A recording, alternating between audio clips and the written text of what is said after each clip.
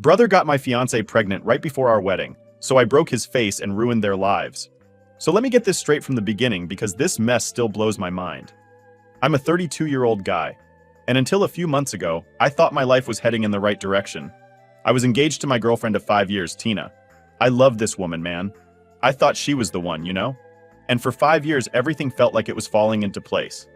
But yeah, it all crashed down hard, and now here I am, talking to Reddit because I need to get this off my chest before I lose it completely. Let me tell you about my family real quick, because they play a big part in why this whole situation is such a dumpster fire. I've got a younger brother, Adam, and for as long as I can remember, he's been my parents' favorite. It wasn't like typical sibling stuff where maybe one kid gets a little more attention. No, Adam was the golden child. No matter what he did, my parents had his back. Meanwhile, I got blamed for pretty much everything. He breaks a lamp? That's on me because I should have been watching him. He skipped school? Well, I was the one who set a bad example. It was like living in some kind of messed up Twilight Zone where Adam could never do wrong and I could never do anything right. And the worst part? My parents, Bill and Susan, acted like it was totally normal. Now, fast forward to a couple years ago. I managed to get out of that toxic house when I went to college.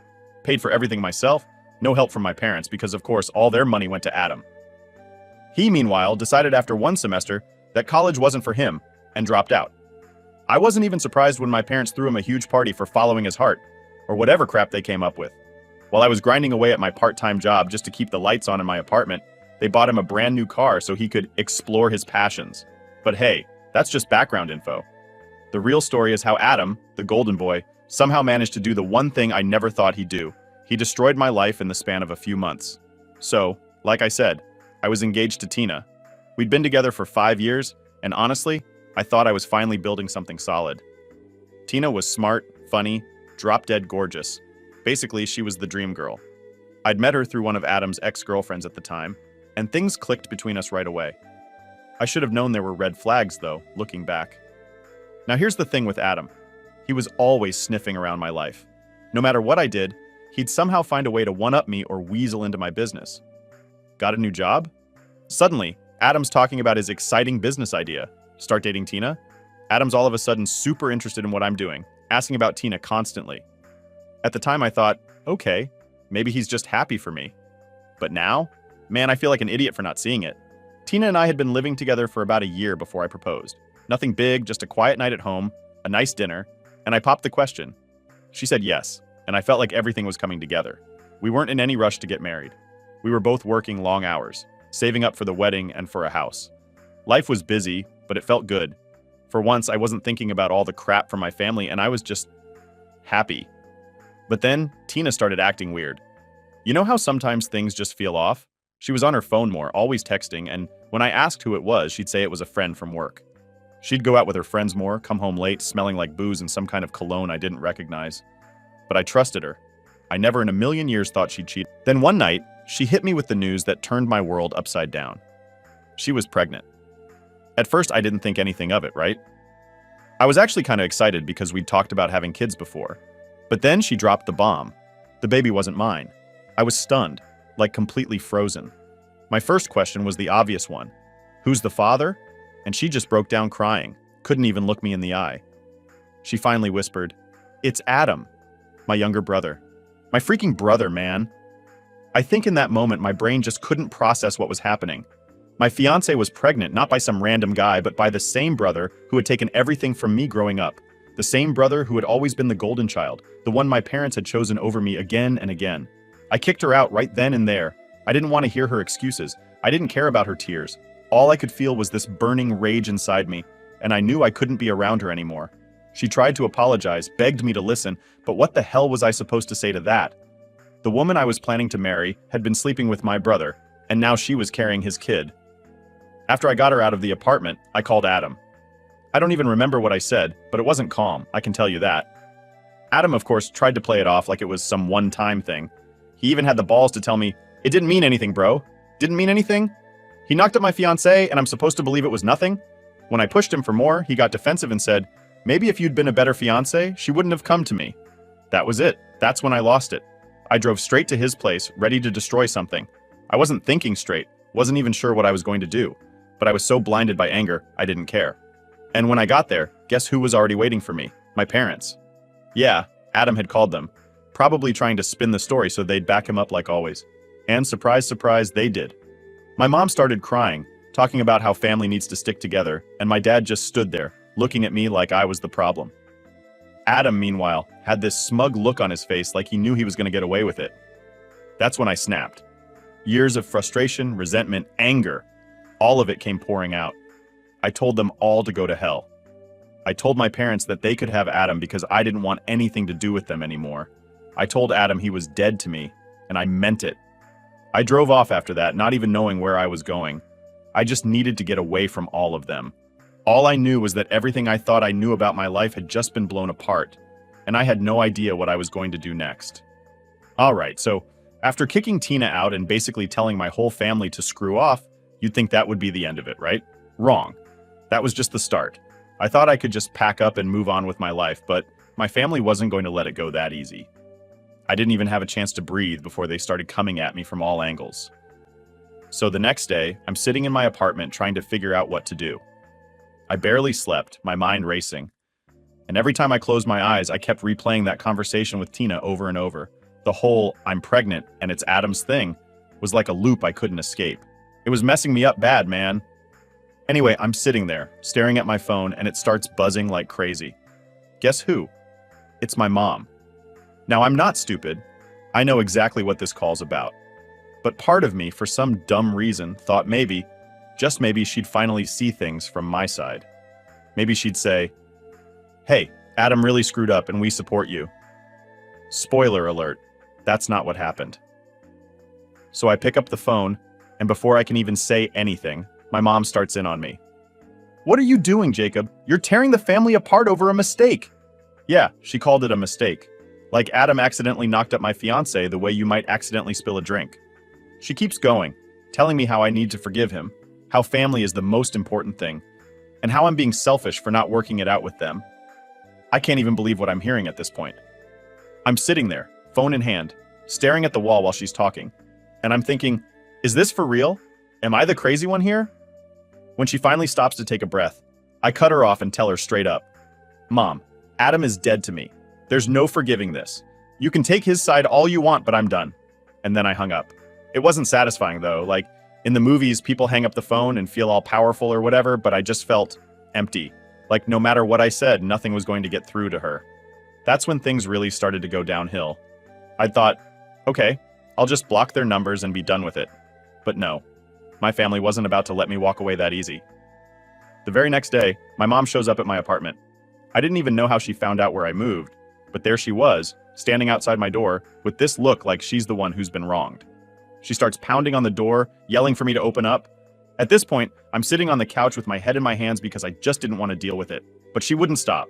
So I finally get up, open the door, and there she is, tears in her eyes, holding a baby picture of me and Adam like that's going to magically fix everything. "Look at this," she says, shoving the picture in my face. "You two were so close. You can't just throw that away. He's your brother." I swear my patience was hanging by a thread. I told her, "Mom, Adam crossed a line there's no coming back from. He didn't just steal my bike or my video games. He ruined my entire life." But she just kept going, man. "He's sorry," she says, like that's going to fix anything. "He's made a mistake, but you can't just give up on your family like this. You're the one who's supposed to be the bigger person." That's when I lost it. I couldn't hold back anymore. I told her everything I'd been bottling up for years. "You always choose him. No matter what, you always pick Adam. I was never good enough for you, was I? Well, now you can have him because I'm done with both of you." She stood there, frozen, like she didn't expect me to snap like that. I wasn't planning on yelling, but all the years of being second place, of being ignored, it all came spilling out. She started crying, but this time, I wasn't going to play the guilt game. I told her to leave, and when she wouldn't, I grabbed my phone and said, "I'm calling the cops if you don't go." She finally left, but not before telling me, "You're going to regret this. Family is all you've got." "Yeah, okay, Mom. Thanks for that." After she left, I thought maybe that would be it. Like maybe they'd finally get the hint. But nope. That same day, Adam decides to text me. He's playing it all cool like nothing happened, saying, "Look, bro, I'm sorry about what happened, but let's not make this a big deal. It's not like I meant for it to go this far." I wanted to throw my phone across the room. Not a big deal. Dude knocked up my fiancé and he's acting like it's some minor screw-up, like he borrowed my shirt without asking. So I blocked him. I didn't even respond. There was nothing left to say. After that, I started getting calls and texts from random family members. Uncles, cousins, people I haven't heard from in years suddenly want to chime in. Hey man, you gotta let this go. Adam's your brother. You'll regret it if you cut him off. Family is family. I mean, are they all brainwashed or something? They kept throwing the same line at me. Family is family. Like that somehow makes what Adam did okay. I ignored all of them. It wasn't until a few days later that I found out Tina and Adam were still seeing each other. How did I find out? Oh, because one of my coworkers saw them out together and decided to bring it up at work like it was no big deal. I was in the middle of grabbing coffee in the break room, and this guy, Steve, I'll call him that even though that's not his real name, just walks up and goes, "Hey man, I saw Tina and Adam at the mall the other day. They looked pretty cozy. What's up with that?" I just stared at him. How do you even respond to something like that? I mumbled something about how we broke up, and he kind of gave me this awkward look before backing off. But by that point, the damage was done. I couldn't even focus on work anymore. All I could think about was how Adam was walking around with Tina like nothing had happened. That's when I realized I couldn't stay here anymore. I couldn't keep working at a place where everyone knew about my screwed up family drama. I couldn't keep running into people who'd seen Adam and Tina together. It was like a constant reminder of how everything had gone to hell. So I started looking at apartments. I didn't care where, just somewhere far enough away that I wouldn't have to deal with this anymore.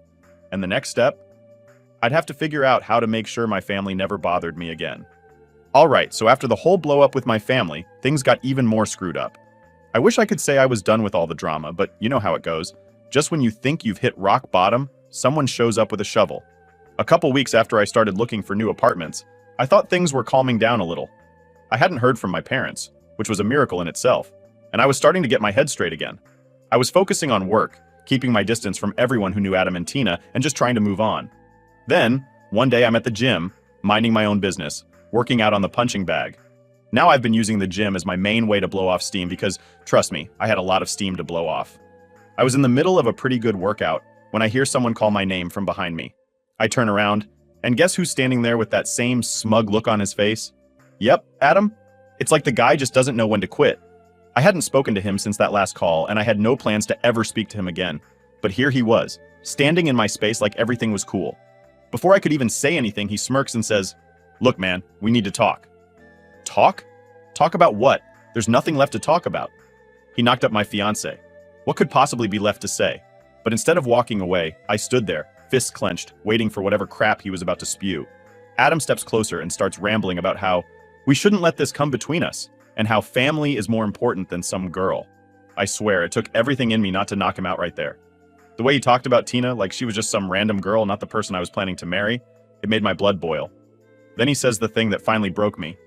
I mean, bro, it's not like she was really yours anyway, right? That's when I lost it. Completely.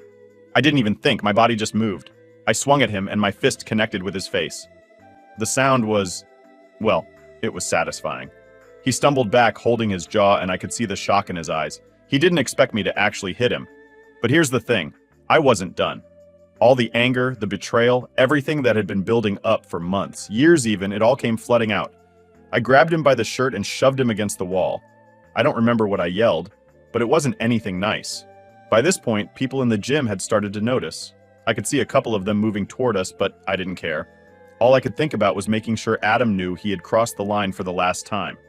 Before I could throw another punch, the gym staff jumped in and pulled us apart. Adam was holding his face, and I could feel the adrenaline pumping through me like I was ready for round two, but the staff wasn't having it. They started yelling about calling the cops, and that's when it hit me. If I kept going, this was going to turn into a legal mess. And honestly, I wasn't in the mood to deal with that on top of everything else. So I backed off. I grabbed my stuff and walked out of the gym without looking back. My heart was still racing, and my mind was all over the place. But I knew if I stayed any longer, I'd do something I'd regret. I got in my car and just sat there for a minute, trying to calm down. That's when my phone started buzzing. I glanced at the screen and of course, it was Adam calling. I let it go to voicemail. I didn't want to hear anything he had to say. But then, not even 5 minutes later, I get another call. This time, it's from Tina. I wasn't going to answer it. I knew I shouldn't, but my brain was still running on pure adrenaline, and before I realized it, I'd hit the answer button. Tina's voice comes through the line, frantic and pissed. "What the hell, Jacob? You broke his nose. He might need surgery." I laughed. I couldn't help it. The idea that I'm the bad guy here after everything they did, it was just too ridiculous. "Oh, I'm sorry," I said, sarcasm dripping from every word. "Should I send him a get well card? Maybe some flowers?" She didn't like that. Tina started screaming at me, going on about how I was selfish, how I didn't understand how hard this was for her. Can you believe that? She cheated on me, got pregnant by my brother, and I don't understand how hard this is for her? I didn't even let her finish. I hung up and blocked her number. I was done. I should have done it sooner, but there was a part of me that wanted some kind of closure. Some apology or explanation or whatever. But I realized then that I wasn't going to get it. Tina and Adam weren't sorry. They were just mad I wasn't playing along with their twisted version of family. Later that night, I got a message from one of my cousins. Turns out, word of the fight at the gym had spread pretty fast. People were talking about it, and not just within the family. Friends, co-workers, everyone was finding out what had happened. Great. Exactly what I needed. More people knowing about my messed up life. My cousin Amy, who's always been on my side, called to check on me. She told me the family was going nuts, saying how I'd overreacted and made things worse. But Amy was one of the few who actually understood. She knew how bad things had gotten between me, Adam, and my parents. She didn't buy into the whole family-first garbage they kept pushing. "You did what you had to do," she said. "Screw them. You deserve better than this." Hearing that helped, but it didn't change the fact that everything was spiraling out of control. My life was becoming this open secret, with people gossiping about me behind my back. I couldn't go anywhere without someone giving me that look. You know, the one where they're dying to ask you about what they heard but don't want to seem nosy? I knew I had to get out of there. I couldn't stay in the same town. Couldn't keep running into people who knew Adam and Tina.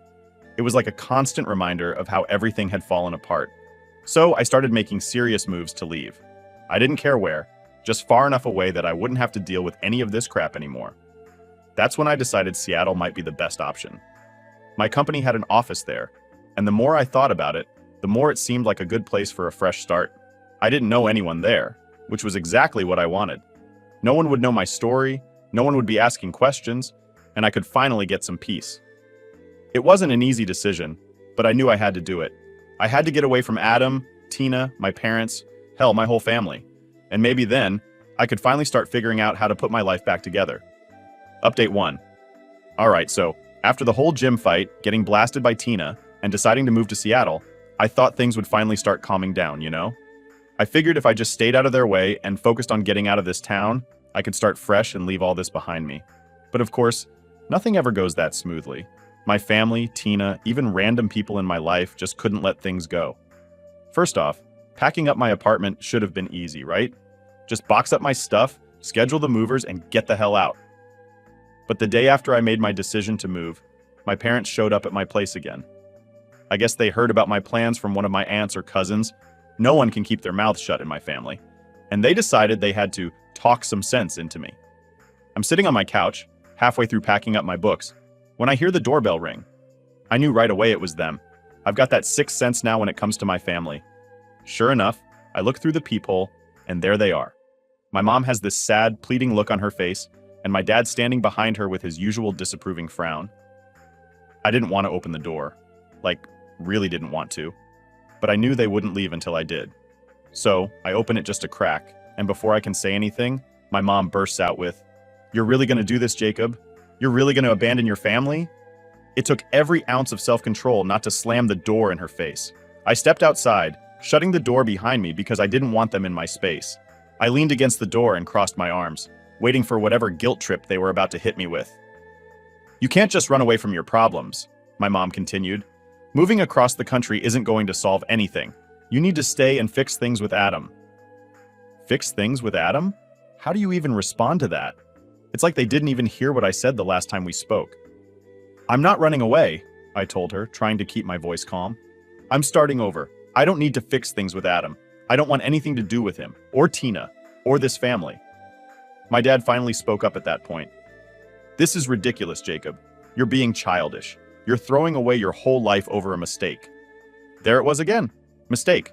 Like Adam and Tina just tripped and fell into this situation, and I'm the jerk for being mad about it. I tried to reason with them, but they just kept repeating the same crap over and over about how family is family and you only get one brother. It was like talking to a brick wall. I finally just gave up and said, I'm moving, and that's final. You need to leave. My mom started crying at that point, which is her go-to move when she doesn't get what she wants. My dad, though, just glared at me, and then he dropped this line that really got under my skin. If you walk away from this, Jacob, don't expect us to come running back when you realize you made a mistake. Me? Making a mistake? I had to laugh at that, even though it was more out of frustration than anything. I've made my choice, and if you don't like it, that's your problem, I told him. Then I went back inside, locked the door, and just stood there for a second, listening to my mom's sobs fade as they walked back to their car. I could feel the anger simmering inside me, but at the same time, I was just so damn tired. Tired of fighting with them, tired of the guilt trips, tired of everything. So, that was that. They left, and I kept packing, trying to focus on getting out of there as fast as possible. But of course, my family wasn't done messing with me. A few days later, I get this long, dramatic email from my aunt, the one who's always been up in everyone's business. She basically said the same thing my parents had, that I was overreacting, that I needed to be the bigger person and make peace with Adam and Tina. She even had the nerve to say that Tina and Adam were going through a lot right now with the pregnancy, and that I should find it in my heart to forgive them. I didn't respond. I couldn't even bring myself to type out a reply because I knew it wouldn't matter. Nothing I said would change their minds. I just deleted the email and kept packing. At this point, I was so close to being done, so close to getting out of there and leaving everything behind. I had a place lined up in Seattle. I had the movers scheduled, and I was counting down the days until I could finally put all this crap behind me. But then, the final punch came. The night before the movers were supposed to come, I got a letter in the mail. It was from Tina. I didn't recognize the handwriting at first, but when I opened the envelope and saw her name at the bottom of the letter, I felt this wave of nausea wash over me. The letter was, I don't even know how to describe it. It was so Tina, full of fake apologies and excuses. She went on about how sorry she was, how she never meant to hurt me, and how she hopes one day I can forgive her so we can all move on. She even included an ultrasound picture, like that was supposed to soften the blow. I stared at that picture for a long time, and all I could think was how this should have been our kid. Not hers and Adam's. Ours. That was supposed to be our future. But instead, here I was, packing up my life and moving across the country while she and Adam were probably picking out baby names and pretending like they didn't just blow up my entire world. I crumpled up the letter and threw it in the trash. I couldn't deal with it anymore. The next morning, I packed up the last of my stuff, met the movers, and left that apartment behind for good. On the drive to Seattle, I kept thinking about everything that had happened. Part of me felt like maybe I should have handled things differently.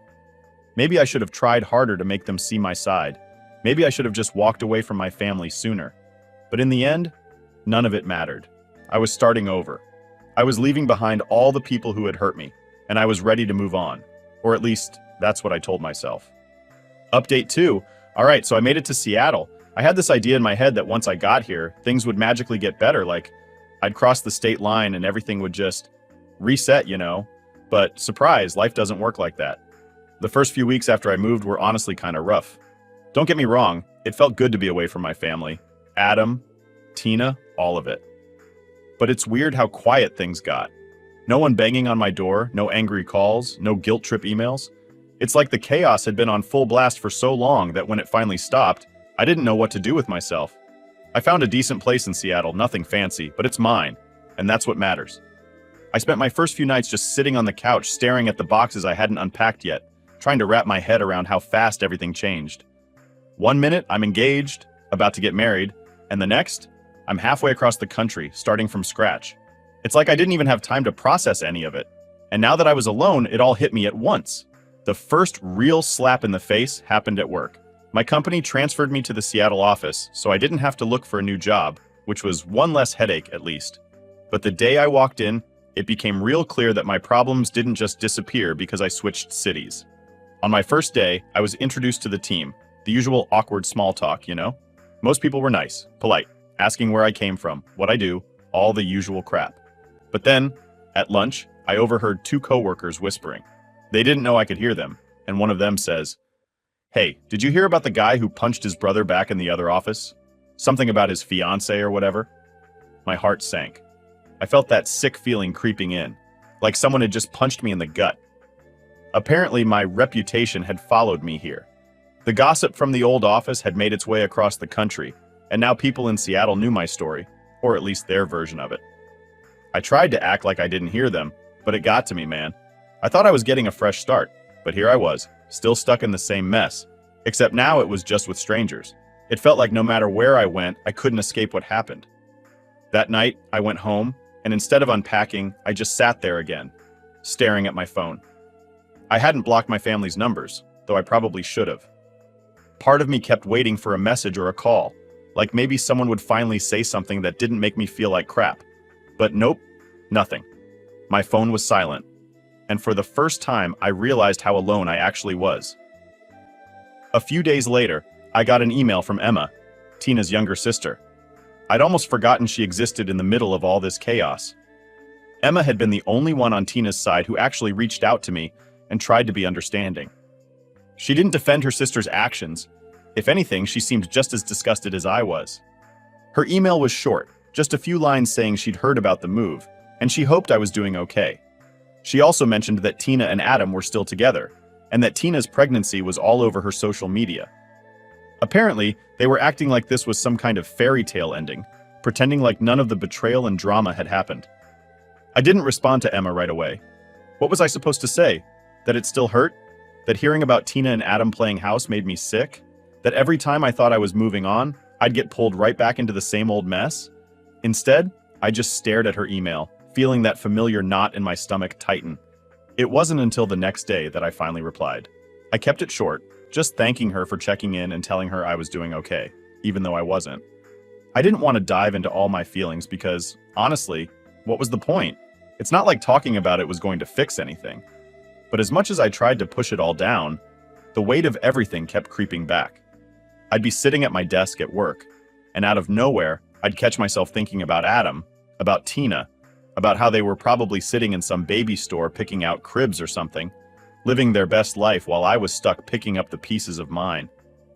A couple of weeks later, I went out to grab a drink after work, just trying to get out of my head for a bit. I ended up at this small bar a few blocks from my place. It was quiet, not too crowded, just the way I like it. I grabbed a beer, sat down at the bar, and tried to let my mind relax for once. But wouldn't you know it, not even an hour in, some guy sitting next to me strikes up a conversation. He seemed friendly enough at first, and we started chatting about work, life, the usual small talk. Then, out of nowhere, he says, "So what's your story? Why'd you come to Seattle?" I hesitated. Do I tell him the truth? Do I just make up some crap about wanting a change of scenery? I didn't know what to say, so I took another sip of my beer and just went with the safe answer. Needed a fresh start. But then he kept pressing, asking about where I was from, why I left, all that. It was like he could sense that there was more to the story, and he wasn't going to let it go until I spilled the beans. So I told him. Not the whole thing, but the gist of it. My brother screwed me over. I had to get out. Now I'm here. His eyes got wide, and he just nodded like he'd heard some kind of wild gossip. "That's rough, man," he said. "But at least you're away from it now, right?" I just nodded and gave a half-hearted smile. Yeah, I was away from it. But was I really? Because no matter how far I ran, the weight of what happened, the betrayal, the anger, it followed me. Every time I tried to move on, there it was, like some shadow I couldn't shake. After that, I finished my drink, paid the tab, and headed home. That night, I lay in bed staring at the ceiling, thinking about everything that had happened, everything I'd lost. I thought moving to Seattle would fix things. I thought putting distance between me and my family would make it easier to move on. But now, I wasn't so sure. Part of me felt like I'd never really escape what happened. No matter how many miles I put between us, the betrayal would always be there, lurking in the back of my mind, reminding me of everything I'd lost. And maybe that's just the way it's going to be. So yeah, here I am, in a new city, new job, new life. But it's hard to shake the feeling that no matter where I go, I'm still stuck carrying the same old baggage. And honestly, I don't know if I'll ever be able to let it go.